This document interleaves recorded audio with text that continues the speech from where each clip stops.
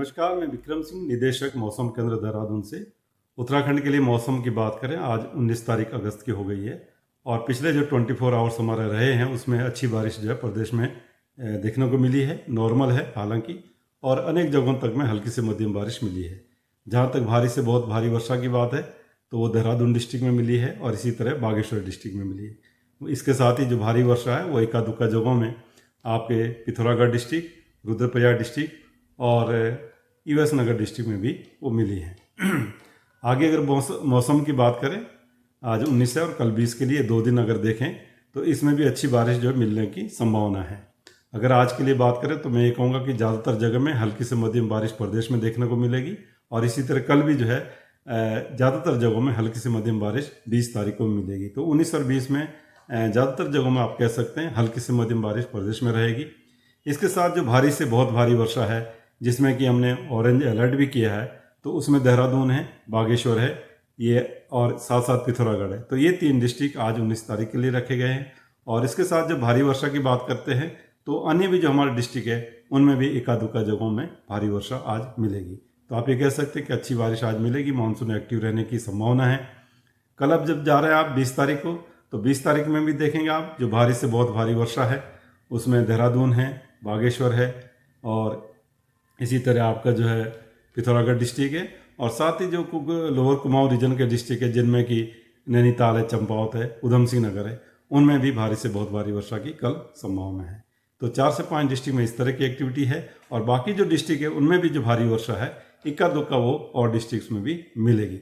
तो कहीं ना कहीं 2 दिन जो है सतर्क रहने की काफ़ी ज़रूरत है। जो लोग नदी नालों के आसपास रहते हैं तो उनमें जलस्तर बढ़ेगा, उनको काफ़ी सतर्क रहना चाहिए। इसी तरह जो लोग आवागमन कर रहे हैं तो बहुत ज़रूरी है तो ही करें, नहीं तो जो है अवॉइड करने की कोशिश करनी चाहिए।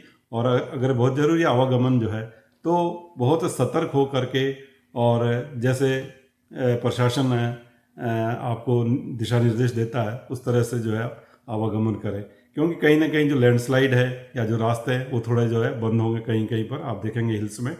तो वो चीज़ को देखते हुए काफ़ी सतर्क रहने की ज़रूरत है। जो लोग लैंडस्लाइड एरियाज़ के आसपास रहते हैं जहाँ एक्टिव लैंडस्लाइड जोन इस तरह की संभावना है तो उनको भी काफ़ी सतर्क रहना पड़ेगा। आज 19 और 20 तारीख, ये 2 दिन जो है जो एक्टिविटी है वो बढ़ रही है प्रदेश में फिर से। और देखिए जैसे मैंने पहले बोला कि क्योंकि सेचुरेशन करीब करीब पहुंचा हुआ है तो जो लैंड है या सॉयल है वो वाटर एब्जॉर्ब अब नहीं कर रही है। थोड़ी ज़्यादा बारिश होती है, हैवी रेन या वेरी हैवी रेन, तो आप देखेंगे एकदम से जो फ्लैश फ्लड है या फिर लैंडस्लाइड की जो चीज़ें हैं वो देखने को मिलती है। तो कहीं ना कहीं जो अंदर के हमारे डिस्ट्रिक्ट्स है जिसमें कि आप ये कह सकते हैं पिथौरागढ़ है, बागेश्वर है और इधर देहरादून है या उत्तरकाशी उससे लगा हुआ है, इसी तरह रुद्रप्रयाग है, तो आप देखेंगे इनमें कहीं ना कहीं जो लैंडस्लाइड की चीज़ें हैं वो आज और कल में वो देखने को मिलेगी। थोड़े रास्ते बंद होंगे और इसी तरह गाढ़ गदरों में जलस्तर बढ़ेगा। तो कहीं ना कहीं 2 दिन सतर्क रहने की ज़रूरत है। तो इसमें हमने जो हैवी से वेरी हैवी जो डिस्ट्रिक्ट मैंने जिनमें बोला है तो आज और कल उनमें ऑरेंज वार्निंग रखी है, ऑरेंज अलर्ट रखा है। और जो बाकी डिस्ट्रिक्ट उनमें भी येलो अलर्ट वो रखा गया है, येलो वार्निंग जो है वो रखी गई है। तो इस तरह की स्थिति है।